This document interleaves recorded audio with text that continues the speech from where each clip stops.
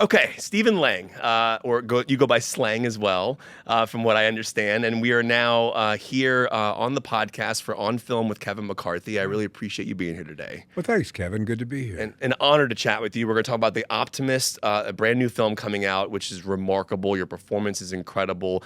This conversation is going to really kind of dive into your craft as an actor and your history and kind of your story as to how you got to where you are and the parts that you play and catharsis and that you find in roles. And but I always start off the show by asking this question. The theatrical experience to me is unmatched. There's nothing like seeing movies in a theater.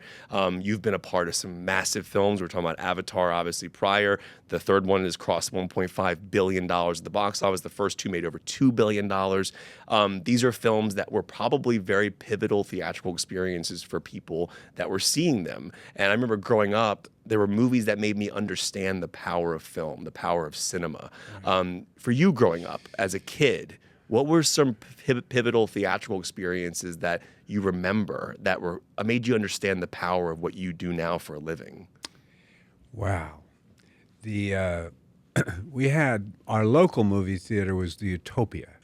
It's on Union Turnpike in Queens, and many of the films that had an effect on me I saw there. I'll never forget going to a double feature one afternoon of Carousel and Oklahoma. So I was seeing Shirley Jones and Gordon McRae. And I fell in love with Shirley Jones on that day and remain in love with Shirley Jones to this day. Wow. So in that sense, that was important. Probably the most important theatrical film I saw in theater at the time would probably have been Bridge on the River Kwai, which I did not see till it was re-released in like 1961 or 62.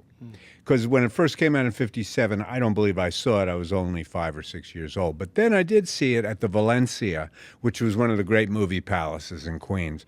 Just magnificent, you know. And then there were a number of films I saw at the Meadows, which was in Fresh Meadows. And for there, I think of things like some of the Jerry Lewis films that I saw. That's where I saw Tom Thumb originally with Russ Tamblyn as Tom Thumb.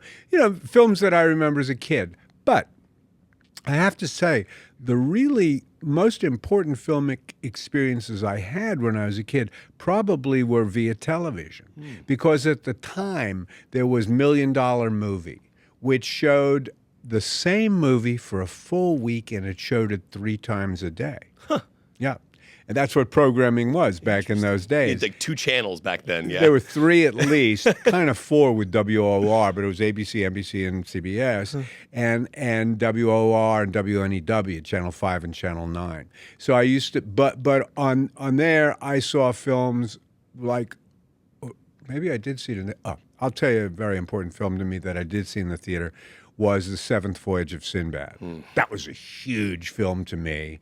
And then up there, of course, goes Jason and the Argonauts, which also was a huge film to me. And the stop motion animation, like that, I mean, it's interesting because like these films you're mentioning, and then I think about like something like Avatar and the technology that has advanced since then. I mean, Una Chaplin was in here recently. We were talking about Charlie Chaplin. I was bringing up Buster Keaton as well, and like the evolution of technology.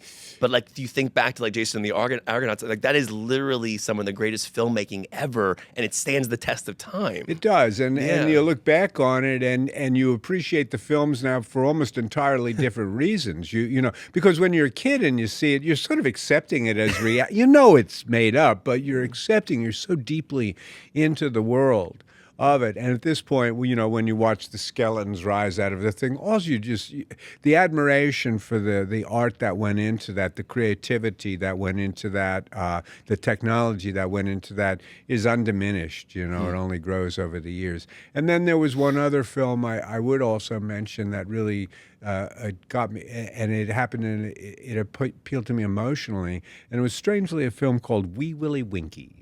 And it was a film by the great John Ford, and it starred Victor McLaglen, who I always had a soft spot for, a great actor, and Shirley Temple. And and it was it's a real Shirley Temple vehicle. It's very, very emotional. I can hear Victor McLaughlin saying, "Sing it again, Lassie, sing it again." And she sings Old Lang Syne. You sit there as an 8-year-old just weeping your eyes out.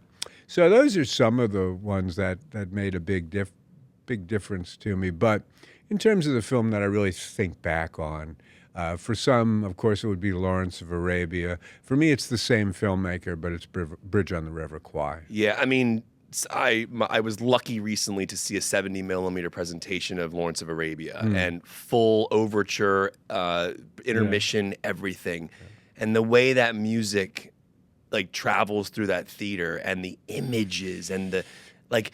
Back then, David Lean doing these cool things where everything was left to right, so it signified the journey of the character. It was just fascinating, like to think about that, and like it's interesting to think about movies like that. Like my wife is actually named after a John Ford character in How Green Was My Valley. Okay, where Harris' character is Ang Harrod. Yeah.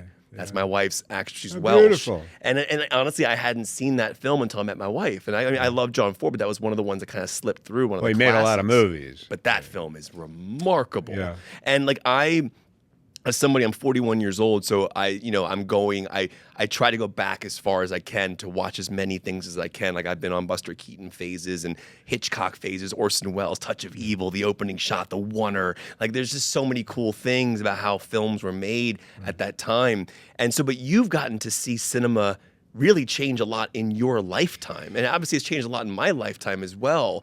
But when you were seeing those films as kid, were you wondering how they were made, or were you more focused on the acting and the performance? I was more focused on the narrative, on the story, Interesting. and on the roles. Absolutely. See, I was the opposite. I was buying DVDs and watching how they were made. Like James Cameron, I'd be like, how did he get Robert Patrick to come out of the floor as the T-1000 and become the security guy? Oh, it's because the security officers were twin brothers. And like, what? Like, it's so cool, man. But like, so you were focused on the performance. More so, I would say I story. love the vistas. I love the geography of it all. I love going to exotic places. But really, it had to do with the characters. I've always been a good audience for film and for magic because I accept things, Same. as quite real. It's like when I tell you something. When I read the original script for Avatar, it never occurred to me that it couldn't be done. Yeah. Because. Well, why would anybody bother writing a script and then getting it out there if you actually couldn't do it? So I took it on faith that it could be done, even though it was absolutely outrageous stuff that Cameron is proposing to do, this world. And by golly, he did it. Yeah. And we did it. So my faith, my naivete sort of pays off in that respect. But I've always been story-driven, character-driven, I think. When it comes to the directors, of course, you give Ford his due, and Hawks his due, and Wyler his due, and Capra his due. To me, John Huston was the man. There's a Foursquare sort of way he went about filming things. That's absolutely Foursquare is not exactly the right term. I know what you mean, though. But I just love it. He set the camera up and let those actors just do their stuff. You know?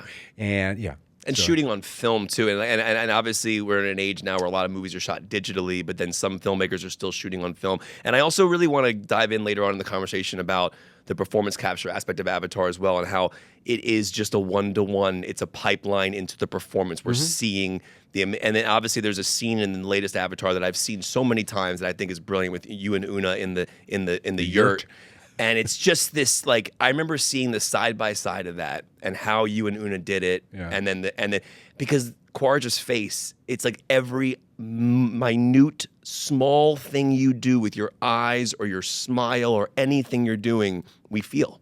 And we're gonna dive into all of that. But it's interesting, like with Una, we're talking about like back then, even with like Buster Keaton and Charlie Chaplin, there's something about the physicality that's interesting that's kind of stayed its way into filmmaking, even in performance capture. Physicality. You're talking about the actor's physicality? The way you move, Well, that for Chaplin and for Keaton, and Lloyd, that's what it was all about. Everything. I mean, that was physical comedy at its most dangerous, I would say. There's something there's so much jeopardy when those guys are working, and that's great. It was also the use of the frame, the way they would use the 4:3 frame, the box frame, because like Buster Keaton would do things where things off camera affected what was on camera. And I imagine, like, because you have a theater background too.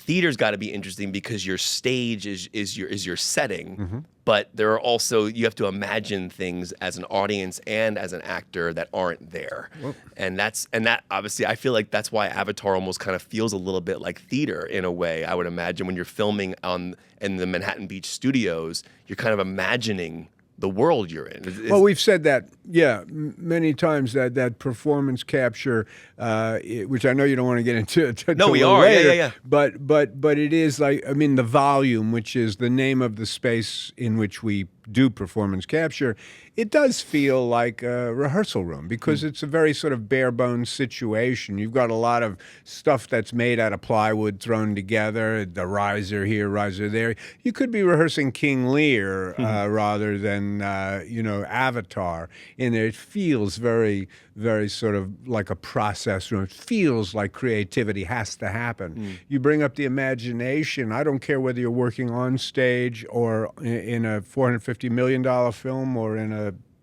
$500,000 film. Imagination remains one of your two primary tools, along with observation. But imagination is crucial to what we do. And we feel that in our immersion. We feel the imagination. Back to the original question about movies that were pivotal to you in theaters. Was there then a performance that you saw in a film that unlocked that for you? Of like, okay, that's kind of where I'm going to start my journey. I want to tell stories. I want to be that vehicle for a story, as for stories. Well, one of the performers who was pivotal in my thinking was Errol Flynn. And it's not that I projected myself as Flynn, although maybe I did, but to see him, as Robin Hood or as Custer, these amazing vehicles for this flamboyance was extremely appealing, to me. So that would be one thing. But I don't know that I ever, in my mind, saw myself in those roles particularly. I've always gravitated more towards the character work in a way, or at least had equal appreciation. If I thought Flynn was great as Robin Hood, I also thought Claude Rains was amazing as Prince John, and Rathbone was amazing as Guy Gisborne, or whoever. So I've always admired the process. The roles. I've wanted to inhabit them, and so thinking about when I was a kid, it was some of the hard-boiled performances. Would be a Vic Morrow in Combat, which was something I watched week to week. And I always wondered, why did I like that show so much? And years later, I found out that Bob Altman, had a very intimate involvement with that show. And you kind of go, well, maybe that's why. That makes it sense. rubbed off, something like that. But but I'll tell you something. You talk about Keaton or Chaplin or something. When I was a kid, we all watched Dick Van Dyke. And Dick Van Dyke comes from that tradition. Comes from that slapstick body, that physical tradition, and we loved him. It's interesting. Denzel Washington said this once. So it's funny. I'm looking at your shoe because Denzel Washington said that he could find a character by putting on their shoes. He found one of his characters by that's the character, like the way the character walks. And I guess this is more of just a general question, but also we can fine tune it to certain performances of your career. Has there been a consistent anchor that has been your in to characters? I know every character is different. Every character has different vibes, different backstories, different worlds that they're living in. But is there a consistent thing like shoes or something that you go, that's going to be my start, that's my way into this person? Well, I mean, what's consistent is that you're searching for that doorway in, that window into the character. So the need to find is consistent. Also, it is, but no, shoes matter for this character. They don't matter for this character. They're not your way in. It depends how and that can change. What was your way into Quaritch? Radically. my way into Quaritch, I think probably, as I've said, once the chevrons are put on, once the scars were in place, I was always ready to work. It brought me back to why I was there on Pandora and what can happen to you on Pandora. So I used that, but why? But going back to actually the reading of the original script, why did I think I could knock it out of the park? I can't tell you that. It just was such a good role. There was a level of sort of charisma to the character. He sort of horrified you and attracted you all at the same time. Yes. As I read it. And I began to and my actual immersion into the character happened quite immediately for me. So how was there a way in? No, that one had to do with just doing 1,000 push-ups. Just following the dictum that came from the director, which is to say that, look, Pandora, this planet, it's a fluid place. It's a fluid environment. It's a circuitous and it's a life environment. So, and Quaritch, that's not who he is. Quaritch is a right-angle guy. Yeah. And so that juxtaposition between the character and the world was something that we kind of always were messing with, it seems to me. Where the walk came from, where the talk came from, that happens organically. So basically, are you saying that you know the material so well at that point that those walks and those things come out of your knowledge? You set up an environment. You're trying to set up circumstances where choices make themselves, where choices become inevitable, as it were, where it couldn't be any other kind of thing. And that you do partly, part of it's intuitive. You try things which are actually just kind of consciously manipulated. That may work, but you always have your collaborator. You have the director, in this case Jim Cameron, who is there to guide you, to support you, to encourage you, and also to yank a knot in your tail if he thinks you might be going off the rails, which you should. Which there's nothing wrong with that. Right. You're out there kind of trying stuff. So is there one way in? No. Denzel said there was a shoe. I would say years ago when I was cast as Babe Ruth, for example, and I thought to myself, how on earth am I going to play Babe Ruth? I mean, talk about feeling inadequate to the task, And it all had to do with the swing. It all had to do with the swing. And and I'll tell you, if you want to hear this is a true story. Let's geek out, yeah. I was on a fast when I got the word that they wanted me to do this role. I was up at a place called the Kripalu Institute in the Berkshires. I used to like to do week-long fasts back then. So for me to fast when I'm going to play Babe Ruth is ridiculous because I ended up having to put on 40 pounds to play the role. But I was walking along, and I probably was 3 days into the fast, which means I was sort of delusional in any case. And I'm walking along in the woods up in the Berkshires thinking, how on earth am I going to play this part? I can't play this part. This part is so totally beyond me. And I looked down. This is the absolute truth. And there was something in the dirt down there. And I went down and I scrabbled around and I pulled it out. What I pulled out was the bottom piece of a baseball bat. You're joking. This much of it. There was just enough to put my hand on, and then if I went like that to swing, there was nothing there. I had to imagine the rest of it. This is true. I had this thing in my hand, and maybe I went like that first because I'm a righty, but then I went like that, and I began to move it around, and I thought, it's all about the swing. It's all about the swing. If I can find Babe's swing, I can play the part. Now that's the way my mind works. You know what I mean? You're trying to find something that's going to give you the confidence and the chutzpah to make that leap of faith that you can do it. And in this case, it was all about the swing. And indeed, it blossomed out from there. It seems to Incredible. me. It was like the But anchor. that's the only time that it was a swing. And other things it could have been, as Denzel said, the shoes. Yeah, that was just for one of his No, characters. but it's a good like, one, what's another one that comes to mind where like something like what's another example of like a swing? Yeah. Well, hats are very, very, very important. Give me an example. Well, certainly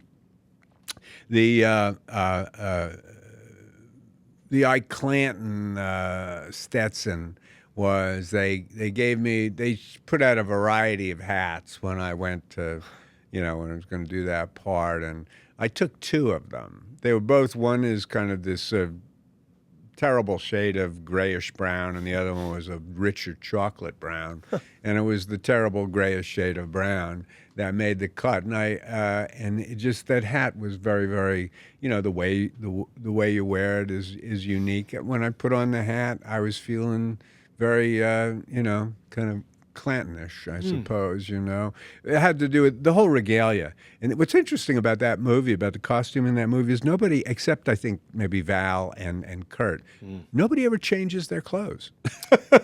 You're right. We all, and in a way, there's something kind of operatic about that to me, you know what I mean? Where I'm in one outfit the entire time, and you never think to question that.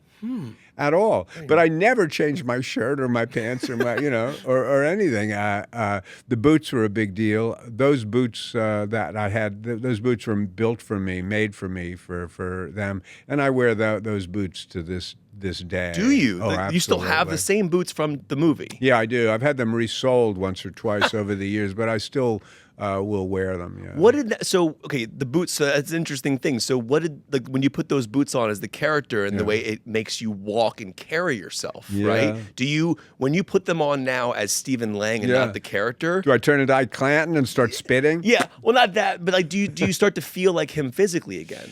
No, not necessarily. They're just such damn comfortable boots. They were so beautifully made that I've worn them in other things. I just came back. I just wore them. I went down to Gettysburg to do 2 days on a film for a buddy of mine, and I was playing an old codger, and I brought my boots down and I wore them in that, and I've worn them in other things as well. So and they're old friends. Gettysburg and Gods in General is Ronald Maxwell, who's a phenomenal filmmaker. That what were your way in those films? Wow. They're so different. I mean, Pickett was, I was playing Hamlet in New York, and Ron Maxwell, who I didn't know, came to see it because he was looking at Billy Campbell, who's one of my best friends ever, to play Chamberlain. And Billy was playing Laertes to my Hamlet, so Ron came to see it. And after the performance, and I knew, Killer Angels was it. I wanted to play George Pickett in Killer Angels. And after the performance, I was leaving the theater, and a fella came up to me and put out his hand and said, "Hi, my name is Ron Maxwell," and I registered who it was. Whoa. And I put out my hand and I said, "Hello, I'm George Pickett." and he kind of stepped back and said, "Are you free for breakfast tomorrow?" I said, "Sure." And we met, and by the time our breakfast was finished at the Mayflower Hotel the next day, he had cast me as George Pickett. And so that was a dream come true. Pickett, and there was a flamboyance to Pickett. There was a joy to Pickett. It's his function in the story, because it's a bunch of graybeards and a bunch of gnarly Robert E. Lee and Longstreet. They're also kind of like Dewar and everything. Pickett he's quite the, he's the Cavalier, which usually would be assigned to Jeb Stuart, because he really was the Cavalier, but he wasn't present at Gettysburg, and George was. So I wanted flamboyance there. The horse was extremely important to me in that role. I said, the way he would ride the horse? Yeah, I said I want a raring horse, because I knew when my first line was Virginia has arrived. So I knew I was going to ride in, and I wanted to rear up and do it. That would be the Errol Flynn in me wanting to do that, right?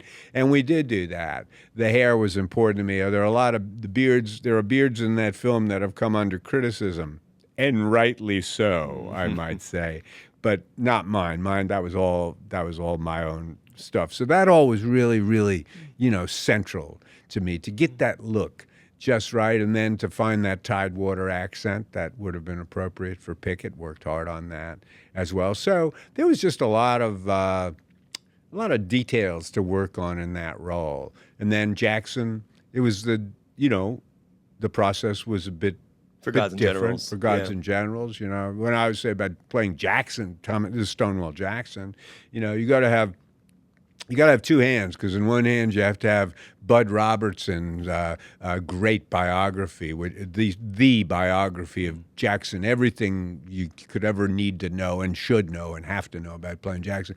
And in the other, you need the Bible, because Jackson, that's what he was at. Read your Old Testament and your New Testament, and you're going to be able to find. It's going to fill you with the feeling, with the, that you need to kind of have the nerve to play the role, it seems to me. So those are kind of two ways. Your answers, I'm sitting here just listening to you because I'm thinking about, like, this is the whole reason I started this show, was so I could break down this type of I mean, it's unbelievable, the little things that go into bringing a character to life. And I hope that with this show and people listening and hearing your process, that they understand how much you actually care and how much you put into your work. And I was thinking, it's interesting, a couple months ago, Amy Madigan was sitting in that chair. Twice in a Lifetime, I think, might be your first feature. It's my first feature, Okay. and Amy and my partner was nominated for an Oscar for it. So I take credit for it. but I mean, it was funny because now she's nominated for her second one, like, My 40 goodness. years later. Amazing, isn't it? Yeah. So what was your memory of that experience on that film and working with Amy? Oh gosh, well, it was a wonderful experience. It was an amazing cast, and we'll get to Amy, but first off, it was like, you're going to do a picture with Gene Hackman. Yeah. And I mean, to me, Hackman, The conversation is one of the Hackman and greatest. Duvall Yeah. are the guys who just take my breath away. And this is, we can talk about Dustin, we can talk about Pacino and De Niro, but to me, the guys who I related to, who I emulated as Twar, were Hackman and Duvall. And Hackman and I got to work with both of them, and both of them were very influential experiences in my life as an actor. So working with Gene was amazing, and then of course Ellen Burstyn, who is my colleague, my friend, and a mentor from the Actors Studio for so many years. She was amazing. And then you've got Anne Margaret, who is everybody's dream. And then you had Dennehy, who was great, Ali Sheedy, wonderful actress, and then Amy Madigan. And Amy is a force of nature. Yeah. She is a down-to-earth and yet as ethereal as they come. I think Amy can do, she sings gorgeously. She's a great actress. She's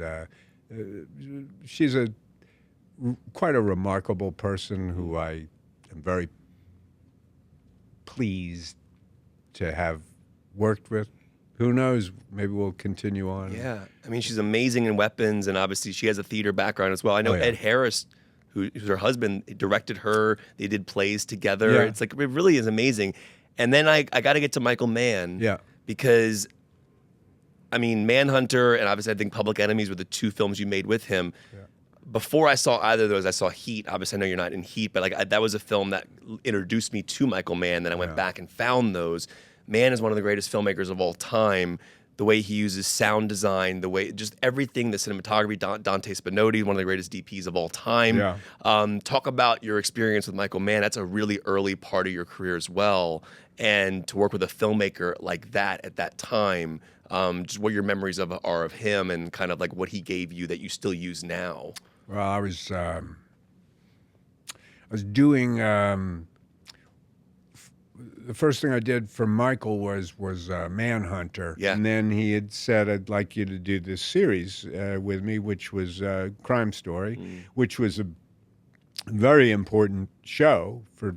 Well, I think it was anyway. Yeah. And you look at the actors and directors who came through that show, and it's quite a list. Michael has always had his finger on emerging talent, whether it's a young Julia Roberts or a film or having Gary Sinise direct, or whatever it might be.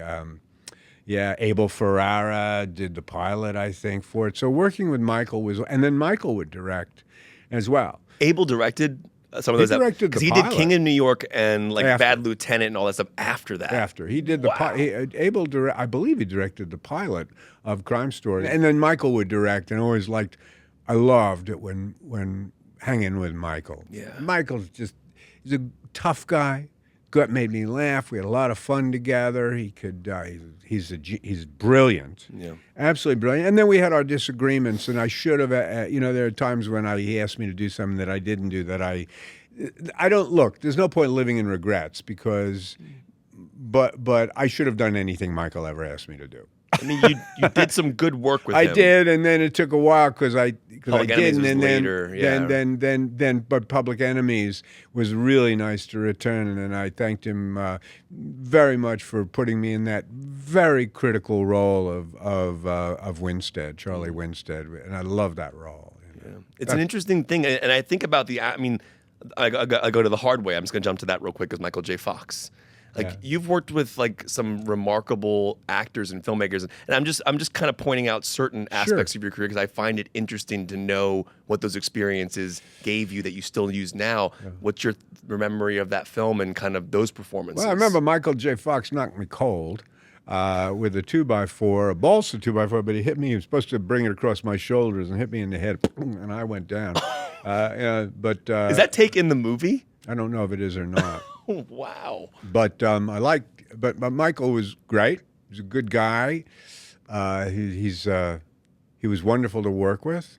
John Badham directed it. John gave me a lot of rope in that movie. And it's a very kind of, I remember my take on that role was how do you do a, quote, serial killer in a film, in a buddy comedy kind of a thing, you know what I mean? That's interesting to do. Tone. Yeah. How do you do that? And so I kind of want. I remember thinking of the character as I'd call him Rudy Kazudi in my mind for somebody. He was just bouncing all over. I think this guy's got to wear. He's got to wear Chuck Taylors. You know what I mean? And so the look was something we really kind of back to shoes came on. That was a shoe thing. Yeah, very much was a shoe thing. Yeah, and. I kind of bounced into that character to find something there because he was on the page. There was less there. So he had to bring something to it, and whatever I brought to it, John was supporting. I remember I did a facial in that thing. Because I did a Kiehl's blue facial. I played a scene with that. Now that's not in the script. It's like what? What is he doing? If I look at it now, I'm not sure what I'd say about it, but it made sense to me at the time. Right. What can I say? So, and it came in. It was a good movie, and Jimmy Woods was Jimmy was Jimmy, but I go nose to nose with him anytime. I'll kick his ass. Actually, terrific actor. Yeah. I mean, terrific actor, but yeah. Jimmy's a bully, and I wouldn't be bullied by it. Nobody gonna fucking bully me. No bullying. But I mean, honestly, it is remarkable to think about these incredible actors and filmmakers you've worked with, and we'll get into Avatar, and then obviously we're gonna get into The Optimist because The Optimist I want to talk a lot about because the score, the cinematography, the performances, the way the film uses memory. The younger actor playing you, Luke. I mean, those are all fascinating things I want to talk about in terms of telling the story. But real quick on Avatar, because I know you talked extensively about it. It's been a long journey with those films from 2009 when the first one came out, and now we're sitting here in 2026. The performance capture thing is fascinating to me because, like we talked about earlier, it's still the performance. We're still getting everything that you're doing on that day through the character. But you have the unique perspective, kind of like Sam does, where you had a human version, and then. So I was curious, was there a difference at all in how you approached him in human form versus has Avatar for him. I understand the physical, he's larger, he looks different. But was it still the same feeling? And the thing I really want to point out to you that you do really well, and I think this is also part of James's script, is I really believe him when he cares about Spider, and to a point where he's an antagonist, but I don't like the word villain because everybody has their reasons for what they're doing, and him and Jake teaming up in Fire and Ash to help protect their children, you have to buy it into it and you have to earn it. And we have to earn that this guy's actually going to be able to go, all right, I'm going to set my differences aside with you, and we're going to protect our children. That tone and that balance, I think, is found, yes, in the script, but it's also found by what you do and what you bring to him.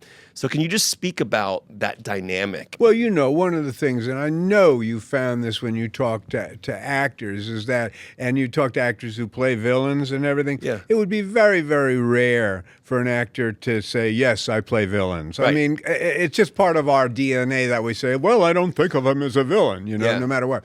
Looking back on the original Avatar, I can kind of fess to the fact that, yes, he's the villain of the piece, absolutely, no question. His function is laid out in very, very stark terms. He's kind of the shark moving through Jaws, as it were, That's the way Quaritch is. But what was what did I feel then?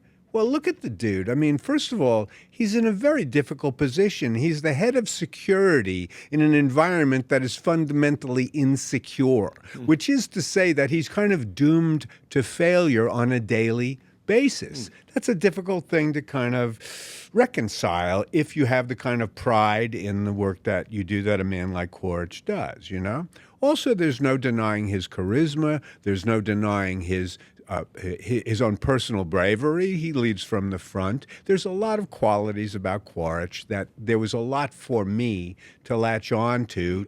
And then as we progress in the saga, he's been through the odd thing of actually dying and being reconstituted as something that's different and yet there's so much that remains the same about him. Things get, I think, quirky and mysterious when you get into that territory. And then, it makes me think of that wonderful quote from Walt Whitman, who said,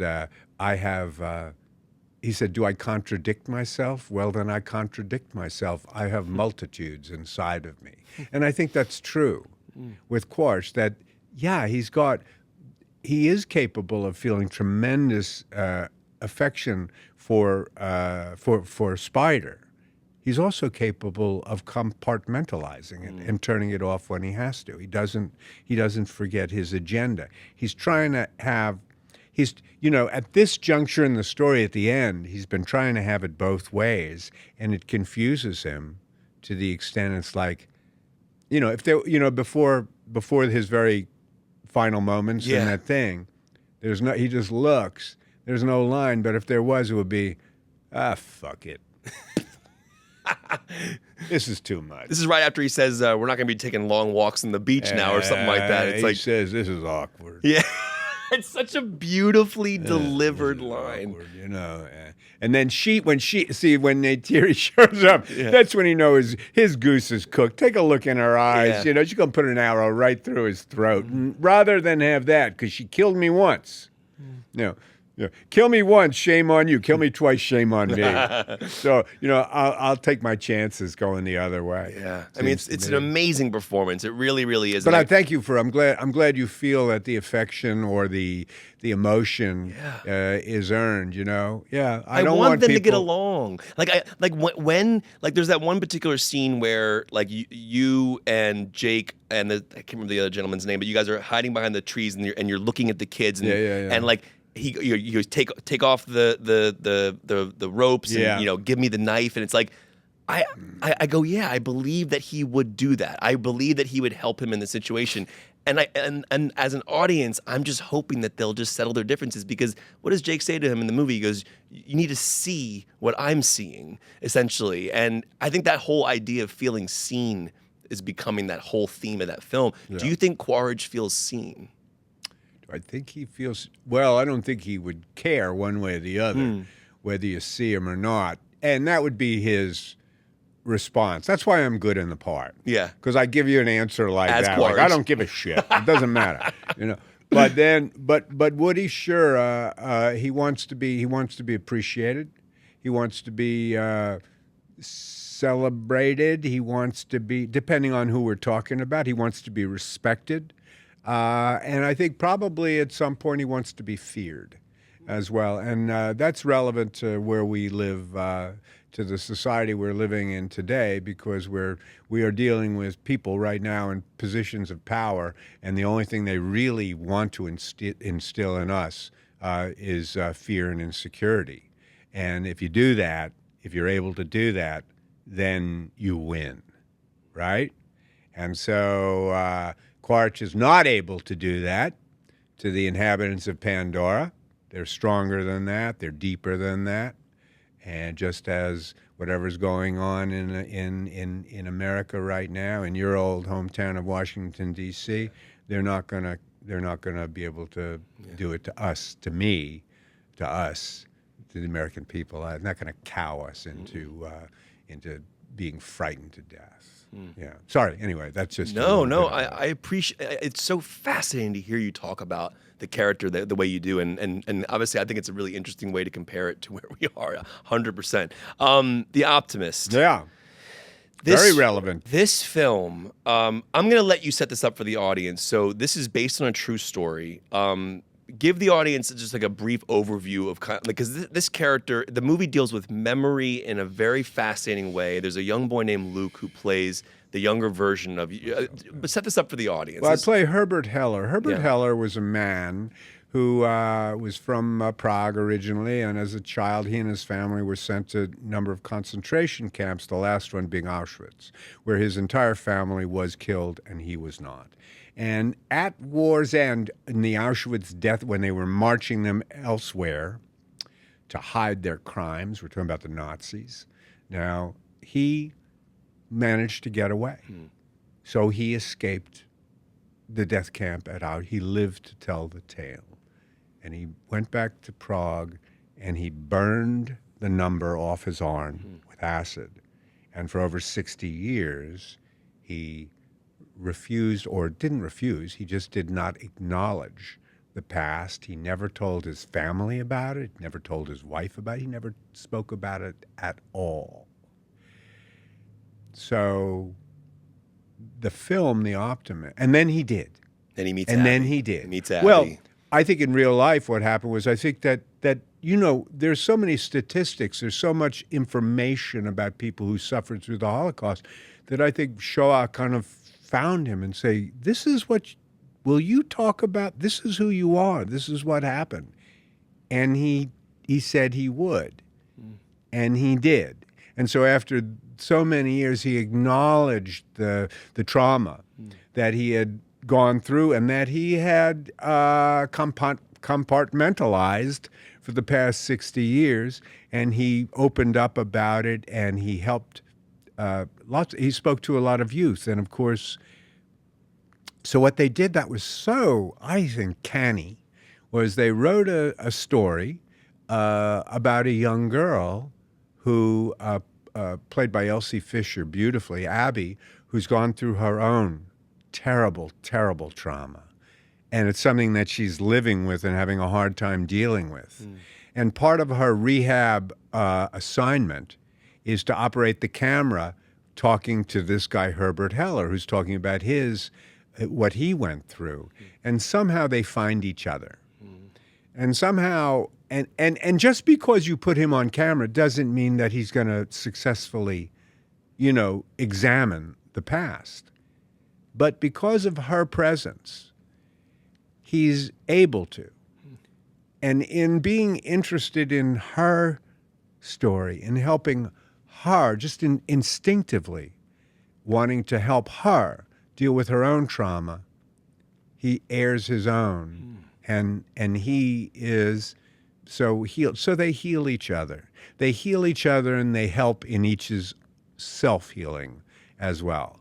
And that's really, in a nutshell, what it's about. I think the name of the film is so fitting. It took a long time to name this film. Yeah, didn't it have like originally have like a colon, and then it was like the brave, something about brave? Well, that now it is Just the sometimes it's the Optimist, but it was at one point it was Avenue of the Giants, which I kind of liked, but it didn't really have relevance to it so much. But the Optimist is like, it is simply who he is. It's not what he becomes, it's what his nature is. Can you imagine being in a place like Auschwitz, what it takes to retain a positive outlook, to believe that life is still good? What is it that Anne Frank said? I still believe that people are good at heart. I believe that that's who Heller was.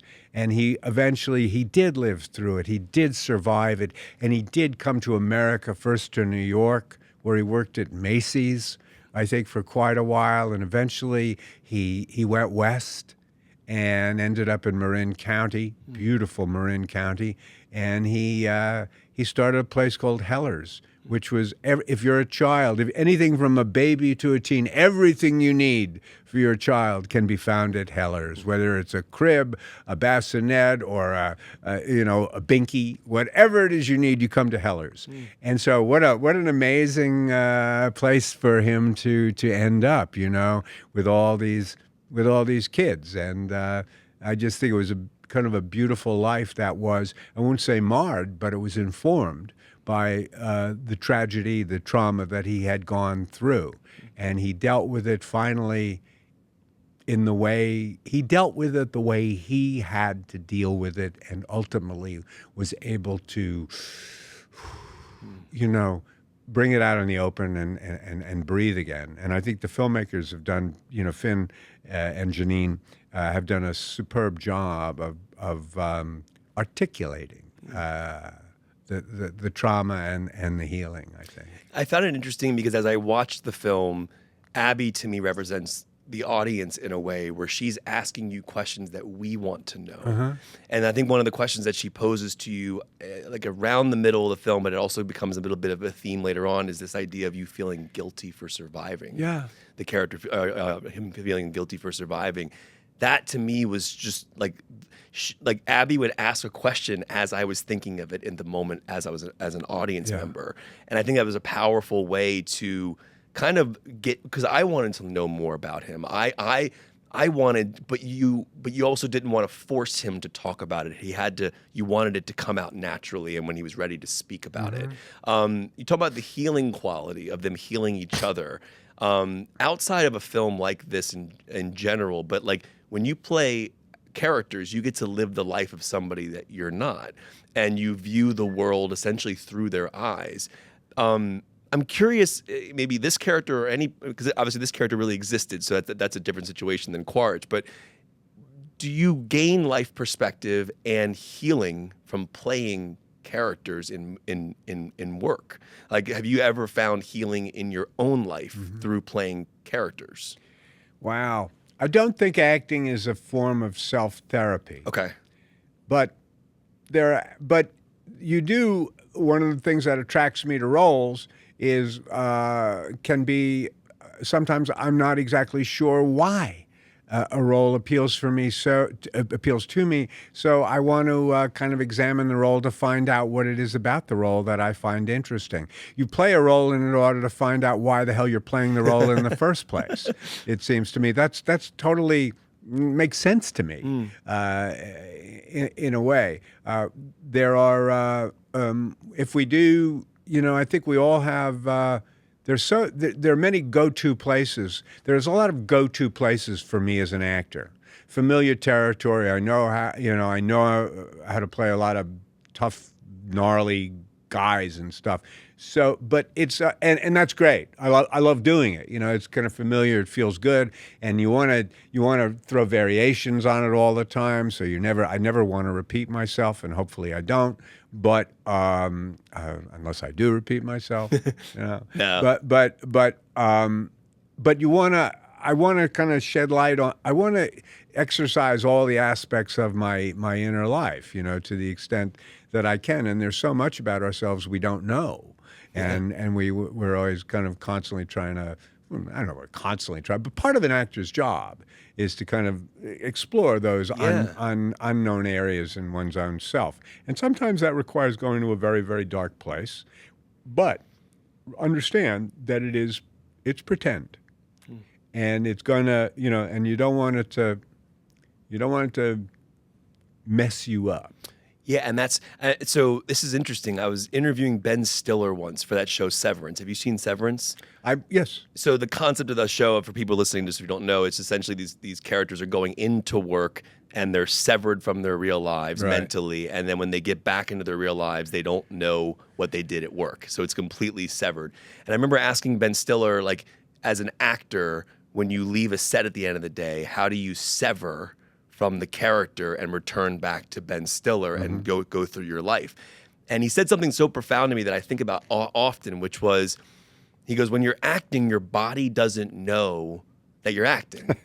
You're basically putting yourself through the real emotional toll, and in terms of like the emotional part of it, you're feeling what that person would be feeling. And that's interesting to me, because essentially what he was trying to say was like, I'm having to put myself through that, stop, go home, and then tuck my kids in and to bed at night. Like, how do you do that? And so do you feel the same way about that, in the sense of like your body doesn't know that you're acting? Well, I think that I think you always have a little self who's on your shoulder, who is kind of editing and watching. It's you watching you, and it's modulating. It's all, it's like Louis Armstrong said, modulate, baby, modulate, And so that is kind of an objective consciousness that's happening there. It's not something you think about, not something that it's just like setting that switch on, and it keeps you from upstaging people. It keeps you from screwing up. Does that make sense? No, it's to you? really, it's interesting. Okay. Yeah. But you're deep in there as well. I think possibly this is one of those areas where, having worked on stage for so long, because I was on stage for probably 10 years before I ever did any film at all. And when you're doing something 8 times a week, you better learn to leave it, in the dressing room at night, to an extent. You know what I mean? You always want to keep the flame burning. You're always thinking about the role. You're always sort of, trying to make the incremental steps forward to continue to organically develop and blah, blah, blah, the part. But at the same time, put it away, man. Put it away. And I'm able to do that to a large extent. I love it when a role leaves me so exhausted after a day's work that all I want to do is forget about it and, eat something and go to sleep or something. I like that. And then get up and kind of, for Quaritch, shave, get a good close shave, get the rig on again, go in and kick ass. I don't mean to ask this as like a method question, but like when you're shaving in the morning as you're preparing to do Quaritch, do you feel like you're shaving as Quaritch or Stephen Lang? I don't know. You know what I mean? Like I don't know. Are you That's getting into him while you're shaving? Yeah, well, we're becoming one. So listen, cool. If you watch I did a video about the method. I don't know if you've ever seen it. You can Google me and the method and performance capture. I did a 15-minute film at Lightstorm, which is about the juxtaposition of the method and performance capture. It's enlightening. Can you just briefly speak about it here? Like, I go into a lot of stuff. Basically, what I say is, look, I think both performance capture and the method have been misunderstood and kind of maligned by people who should know better. I agree. So this is why I say, so I'm going to tell you what the method is, to my knowledge, and I'm going to tell you what performance capture is, and I'm going to tell you why they go so well together.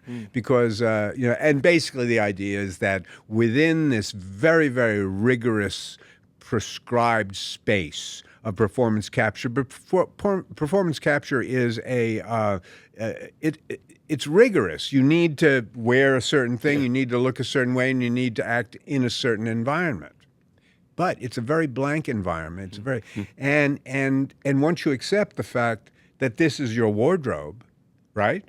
And this is your makeup, you're in like Flynn. you're good. You know what I mean? And so then when you get in that space, in the volume, then the depths and the boundless possibilities of becoming that's when it happens. That's when you go get real method, when you're in that space, it seems to me. So that's a very, very, I don't know if I've said anything. It makes very, perfect very sense. shorthand to me, but that's the way, that's the kind of the confluence to me of the method and performance capture. What was the question again? Oh no, it was just about like when you're shaving in the morning. Yeah. Well, it's Fellini who said that, and I do get into this. You know, Fellini said reputedly, because I don't know that I ever saw him say it, but I think I read that he said the performance, that the actor becomes the role in the makeup chair. And you know what? I've always subscribed to that. It's true. And that's when I go in and I'm like, me, kind of schlumpy. And by the time I come out, I'm Quaritch or whoever I need to be. I'm really I'm geared and I'm made up, and I go in. Yeah, it's highly ritualistic. The whole thing is for me. So shaving is all part of that. Huh. Shaving is all part of the makeup process. Because Quaritch would shave, of course. He would shave, yeah. And he'd wink at himself and he'd say, "You look good today. You're looking all right, Colonel. How are you?" You know what I mean? You're not in Kansas Kansas look anymore. down and he'd say, "Yeah, you put on a couple of pounds. It's Taco Tuesday. Just have 2 of them tonight." Whatever it takes. It's just like it's a bunch of kind of stuff. It's so great. I love this stuff. I know, it's ridiculous. It's complete. What a crazy way to make a living. But what a beautiful way to make a living. I like it. It's storytelling. We learn so much about humanity through movies and culture and life, and and also I just think movies are empathy machines in a way. I don't like to use the word machines, but they're empathy gateways. We can empathize so much with people we might judge in any other situation, and we learn more about why they're doing what they do. But going back to The Optimist, this young boy Luke, who plays the younger version in the film, it's just a remarkable performance, because he's the younger actor has to capture your energy, but he hasn't lived the life you've lived yet, that we are now seeing you in the present day, the character. And can you speak about your relationship to the younger version and the younger actor who plays that? And kind of, do you both speak about where you are in your lives in the characters? Because it's just an interesting thing, because he has to carry the soul of you at the beginning in that story, and then that soul still has to remain. Look, it was on him. I got to say this, because my work was done, and then they went to Prague to film. Yeah. With so you shot everything first. Yeah. So it really was on. You know what I mean? I didn't have to, as it were, match. But perhaps he did. Oh, and you'd have to talk to Finn about how much of my performance the young fellow. He did a great job, I think, and I'm good. I'm good with it. I think he nailed it really well. I didn't have to worry about it too much in that case. It wasn't like you're talking about the De Niro playing the Godfather, essentially. In a absolutely remarkable performance there. I didn't have that particular set of circumstances. But your memories have to match the emotion of what we're like when we're seeing you dealing with a memory of what his. And I get what you're saying. He would have to more match you, but you also have to be. Your face has to match what we're seeing in the memory. I hope so. I hope it did. But it's what you touched on this before. The history. Whatever Herbert was repressing is speculative on art. What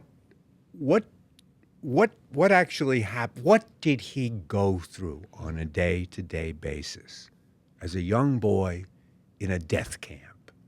What did he have to do to survive? That's something that we don't really touch on. And I don't know if Herbert ever touched on either. How deep is one willing to go? And the answer to that is, I don't know. I really don't know. But I thought that they did a really, really excellent job Yes. of bringing that camp, those death camps, to quote life, if that's what that was. And he's he's terrific in it. The young Luke, yeah. Luke. And I'm Luke, going I'm to say his sorry. full name. It's Luke David Blum. Yeah, I'll see him tomorrow.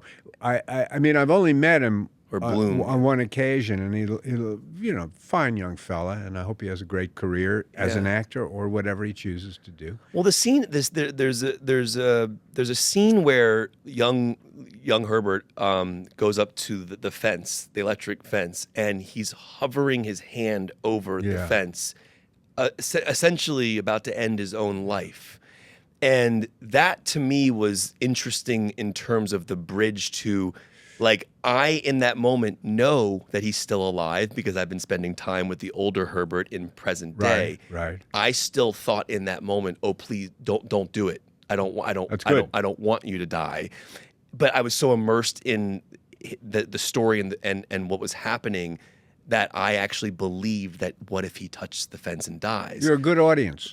But that is true power of storytelling and filmmaking. Yeah. But that moment of what he does speaks to who he is later in life too, about not, it's really kind of an interesting way to work with memory. Yeah. I think the movie does a really, really good job of making you understand memory, how we relive memory. Can you speak about memory as an actor and just in general about like why memory is so powerful, Wow. how we remember things differently than they may have happened, but also the consequences or the decisions that we made that have now put us in our present selves? It's a big question. I mean, one way to address it would be, well, as actors, and certainly in the method, talk about sense memory, recreating sensations, emotions, obstacles that you experienced at other parts in your life as a way of informing the work that you're doing, in this particular moment. Does that get dangerous? It can be for some if you don't. Yeah, I mean, I think it's a tool like anything else, and it's dangerous. It can be self-indulgent, is what it does, and that's one of the reasons that I think that method acting has been maligned, is that it has been kind of abused, by people, by actors at times who Like kind an of excuse. They're using it as as an excuse for their own behavior, or it's not helpful to do that, and not helpful to the project, not helpful to you, and it makes you a hated man, on the set. I mean, talk to Brian Cox about it. I think he has no use for it. I think that, well, you're not. I think you've gone a bridge too far there, Brian. Myself, Yeah. and I would probably say, and he'd smacked me for it. I said, you're probably more method than you actually know. Yeah. Because that's my contention, is that I don't care. It's like climate change. You can deny it, but it's still here. Yeah. Same as with the method. We all have been influenced by Brando. All of us have been by Stanislavski, and it's part of our DNA as actors right now. Or otherwise, we'd all be kind of doing this sort of 19th century sort of oratorical style, it seems to me. So we're not. Then memory is also about myth. So much of what we've done in the movies here is this. Does John Ford remember the Old West, or does he make the Old West? Does John Ford, you know what I mean? Yeah. He's created. So the myths, the things that we think about the Old West, are things that the movies have told us. Yeah, you're 100% correct. And in that sense, so much of the filming that in the golden age of filming, in fact, could be viewed as American propaganda, because it's sort of perpetrating the myth of America, which I think is, in large part, a myth. And myths are great. We need the myth of America. We need we have needed the myth of the founding fathers. But that doesn't mean that that shouldn't preclude us from seeking the truth, Right. or the facts as well, and being we need to be able to embrace all of it, to understand that the myth of the West was always been an ideal, and It was sort of achieved to an extent by some here and there. But, you know, most of the West was not The Searchers, was not The Good, the Bad, and the Ugly, was not Shane. You know? Shane, wow. I haven't heard Shane that in is a a long remarkable time. film. And so I'm deeply obsessed with Sidney Lumet. And I think the Making Movies book that he wrote about filmmaking has changed my entire perspective on how I watch films.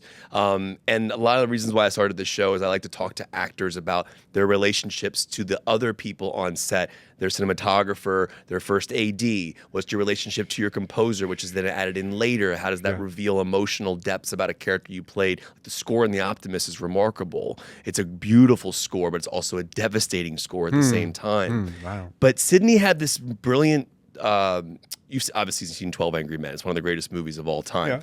Are you familiar with the lenses and how what they did with the lenses and the cameras in that film? No, I couldn't speak with authority on that at all. So interesting. So obviously for people listening to the show, you have the jurors that are in the room, they're deliberating.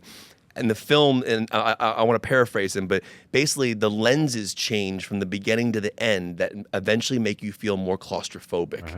So the camera starts above eye level. As you get to the middle of the film, it's dropping down. And then when we get to the end of the film, we're below eye level.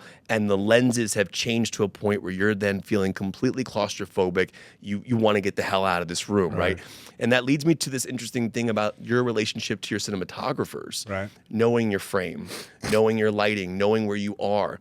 Because I think about Sidney making that film and I go, did the actors did they even understand that their DP was changing these lenses, that we were now below eye level where they peered differently, the feeling is different. And I know some actors go, you know what, I'm there as a performer, I'm going to do my job as the actor, but some are really interested in the frame and the DP. Can you speak to your relationship with your cinematographers and like, are you aware of your frame and knowing what lens you're on and how you appear in the shot? Mostly, I am aware. I haven't always been aware, and I would, if I had to say I'm the former or the latter type of actor, I'm less concerned with lenses than I am with just being there and saying I'm here. You know, I want to maintain. You know, I take it on.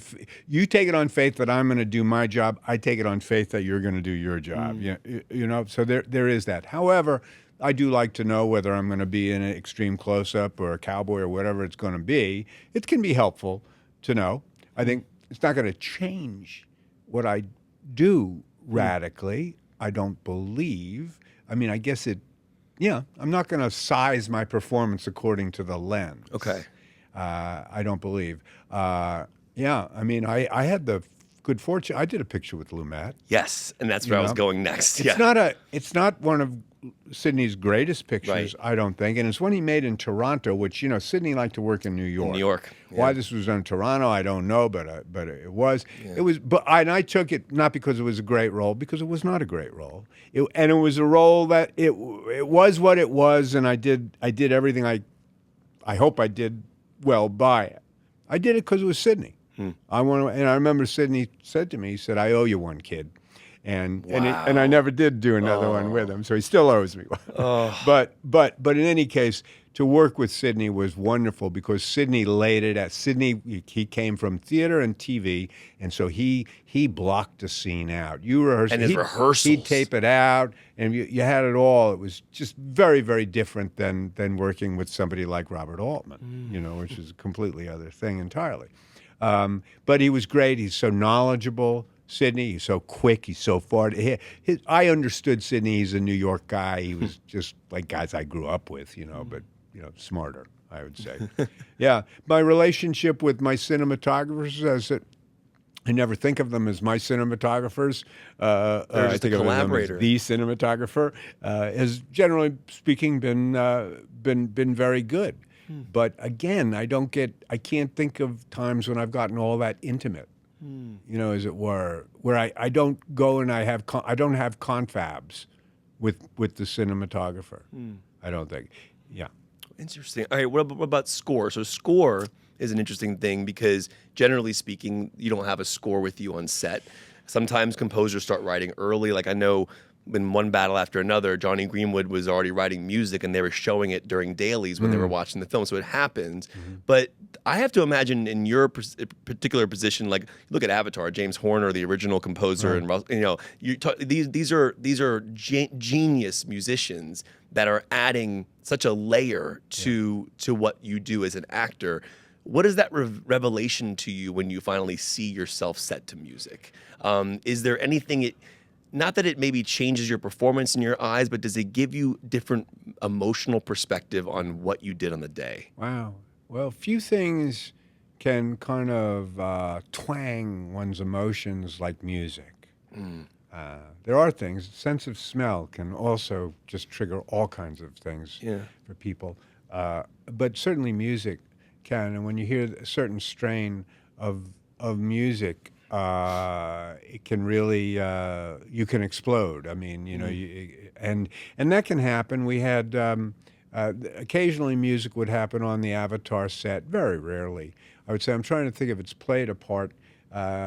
There's always been music around. It seems to me there's a lot of music around on Tombstone, as I recall, because people were always beating on playing guitars and crap like that and singing. As I wandered out in the cold streets of Tombstone, things like that. Yeah, but it can. It's all grist for the mill. Is that sensible? It's like it's all. I'll take anything.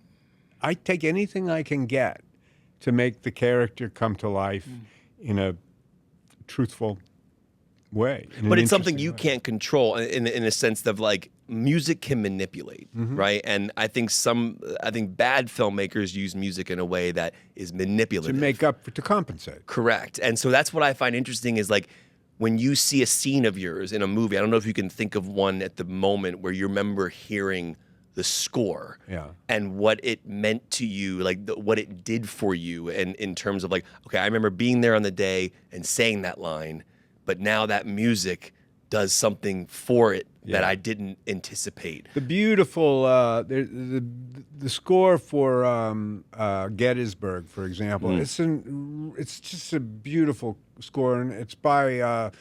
It's so good. It's not Zimmer, is it? No. No. I'm sorry. Wait, Randy, no. Wait, let me get it so we can say it. Randy Edelman. Who is it? All right, I have the composer.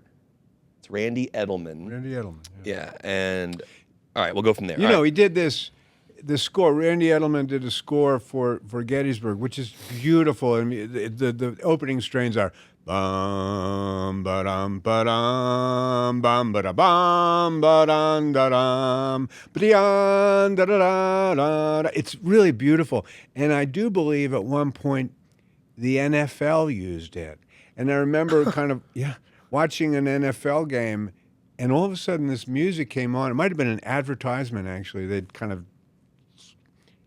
And I think it brought tears to my eyes. Yes.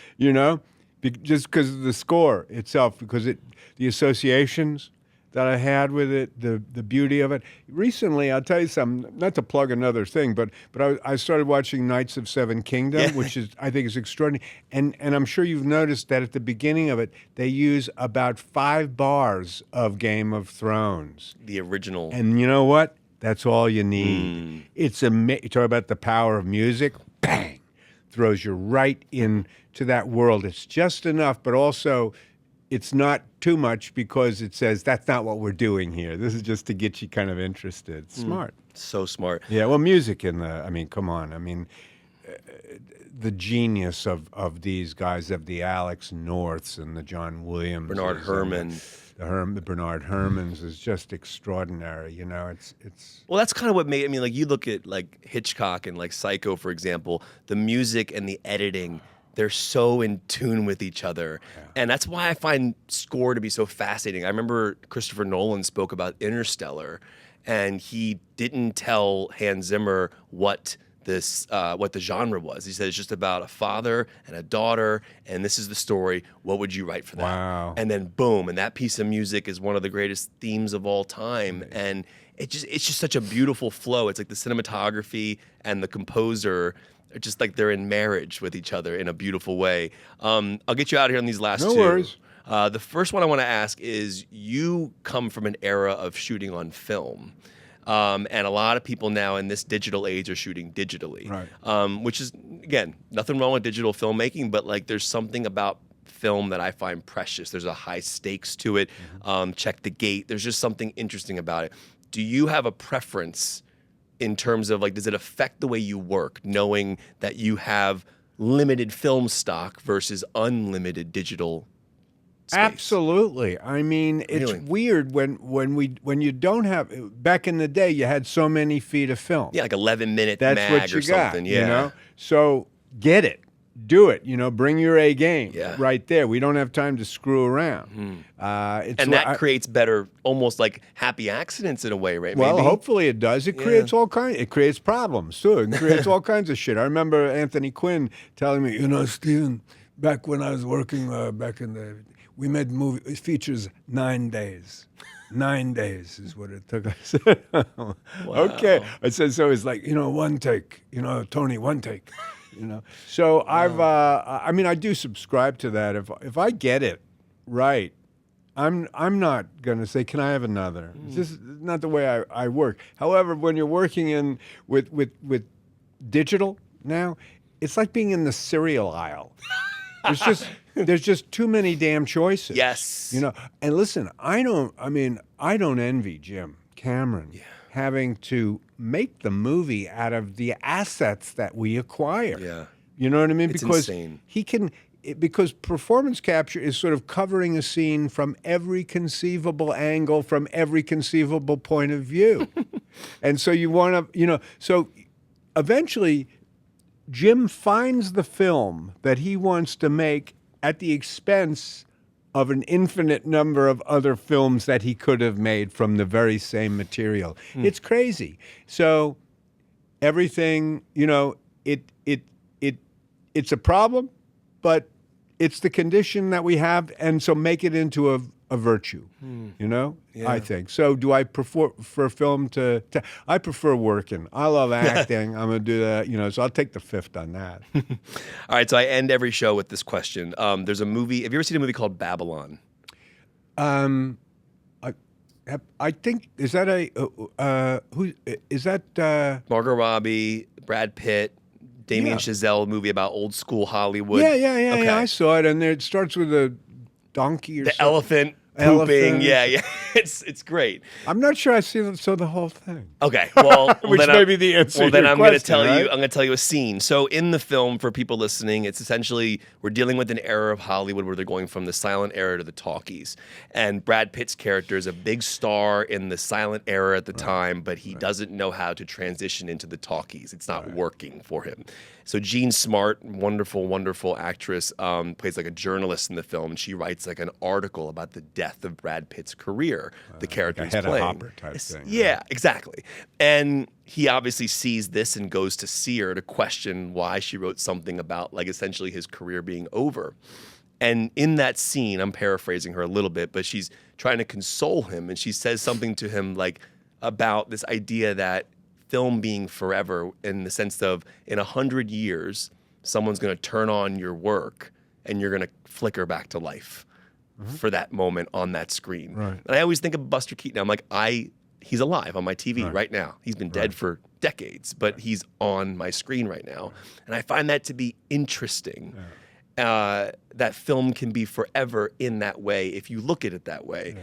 How does that make you feel in terms of like, I know it's kind of a dark question. Not a dark question. But when we're gone, someone's going to flip on something that you did and you're going to relive again. Now it's a character, but that to me, it's like music too. And anytime a musician or an actor passes, I say this, I'm like, they're going to live forever in our world because we're going to rewatch and re-listen to their work. I remember when I was playing Hamlet, there's a knock on my dressing room door after a performance. I opened it. It was Frank Langella. Oh, wow. And Frank said, he put his hands on me and said, very theatrically, "You have a yearning for immortality."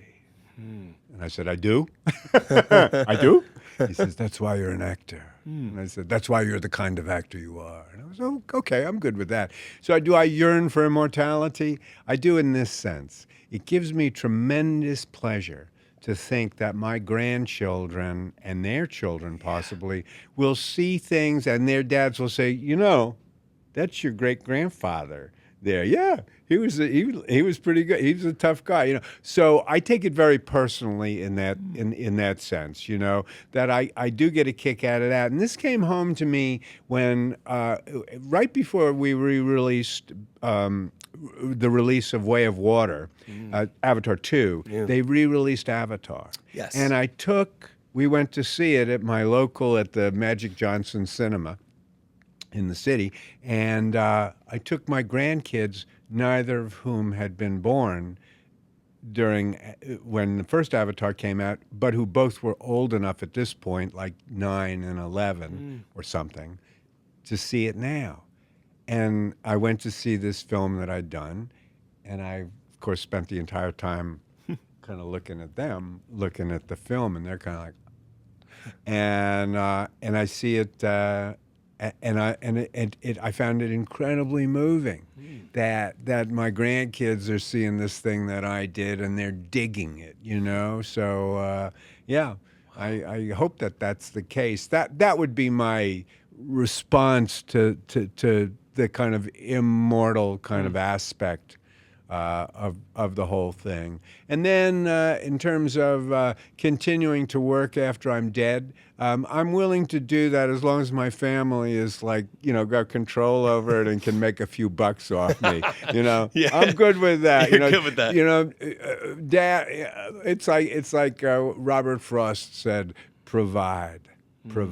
And that's what part of my life is about, providing for my people, in every sense, material, but also sort of emotionally and spiritually, and as we kind of progress through from the journey from life to death. I'll be remembered by my family and by a couple of hardcore movie fans. I'm good. You said something interesting just now about rewatching Avatar and having them see you, and they weren't born before that. They weren't born before that movie was made. And I think it was Kate Hudson. Kate Hudson was on the show back in December, and I was talking to her about this exact thing. And she was talking about how when she watches films of her parents, like Kurt Russell and Goldie Hawn, she can see their souls in the movie. Yeah. And I was like, whoa, like so essentially she could see her parents in the characters in some way, as like the soul of them. When you look back at work you've done, do you see part of your soul in a way of like who you were at that time? You're playing a different person, but do you see some of yourself? Well, I rarely do look back on work that I've done. Okay. I rarely do view it. I don't know if that's a failing or what, but I do think that you do put a big piece of yourself into the work that one does, and that piece of yourself is there forever. That doesn't mean it's not replenished within you with something else and rejuvenated and stuff like that. But it's like Janice said, take another little piece of my heart, baby. Every film I've ever done has taken a piece of my heart, and that's a good thing, because then you have to kind of you have to regroup and revitalize and bring yourself back to life. That's what I'm doing now. I mean, taking this time right now to become strong and revitalized and 100% of myself, so I can go back to work. What I'm going to do, I'm not sure. Avatar 4? Yeah, Avatar 4, Avatar 5. Come on, let's go to Earth. But Come other on. things as well, But certainly, I hope to be doing them. Yeah. So. Yeah, I don't, but I rarely do look back on films I've done. I watched some of the kids' films again with my grandkids. Have you seen Don't Breathe recently? I haven't, but I did. Fede told me that ending recently. He said, "Can you believe it, man? The 10th anniversary of the film is coming up, and they're going to do a screening of it out here. Will you come out?" And I said, 10 years, yeah, I'll be happy to come out. And of course, I loved working with you. I love that working on that role. And I said, who knows? Maybe we'll be able to announce, we're going into Don't Breathe 3, at that screen, because I really would like to finish that sucker off. Yeah, I will never think of Turkey Basters the same ever again in my life. I mean, that movie, that ending is one of the most disturbing endings I have ever. I will never forget that. That was a massive, massive, crazy ending. Yeah. Like, what a scene! What that whole. Oh my God. Well, I've already told the story. I said I remember looking at the fluid that was in the turkey base, and I said, I said, Fetty, is that a hair in there? And he said, yeah. Why? What's the problem? I said, nothing. I'm good. But that's the one thing that's abnormal about this moment. You're a really sick son of a gun, It's not enough you do that. You got to put a hair in there as well. Jeez, Fetty. Him and Rodo, really smart guy. Yeah, if you haven't seen this movie, highly recommend it. Have you seen Road to Revenge? No. You haven't seen Sisu? Road to Revenge? No, this is okay, all right. I haven't seen the first or second one. So there's two of them. The first one is an excellent movie. Right. But I'm not in it. I know, but when the second one came out, the trailer was amazing, but I was like, I have to watch the first one first. So I'm going to watch them both. No, they're pretty cool. You're going to say, I need to talk to him again after that. I know. Because Yalmari, who's off doing the Rambo movie. Yalmari, he's a force. He's right there with Fede. He's one of the new guys. I shouldn't say new. He's been making movies for a long time. The cinematography in those films, I mean, he's amazing. The trailers alone blew my mind. But I was like, I have to watch the first one first. I know you're not in the first one, but I was like, do I need the... But the role that the bad guy asked for in the first one is Axel Hennie, who's a great Norwegian actor. And we did a picture called something. I can't remember what it's called, but Axel and I did a picture together in Sweden. So and then now you're in the role in the sequel, or you're. I'm I'm even worse than he was in the first one. Well, check it out. And The Optimist is the reason we're here today. The Optimist, yeah. Everyone, check this movie out in theaters. This is an incredibly important story. I think it's one of the best performances of your career. Oh my goodness. And I highlight everybody in this film. Elsie Fish. Everybody's amazing in this film, and the performances, the score, the direction, and it's a story. What I love movies is because I get to learn stories that I didn't know before, and now I feel honored that I got to know his story and I got to see his catharsis with this relationship that he was able to find healing, and it's just a really, really, really powerful film. So congratulations to you. I mean that. Everyone check out The Optimist. Stephen Lang, thank you for being here. Thank you. Great to be here. We'll do it again sometime. I hope so. Delighted. Yeah.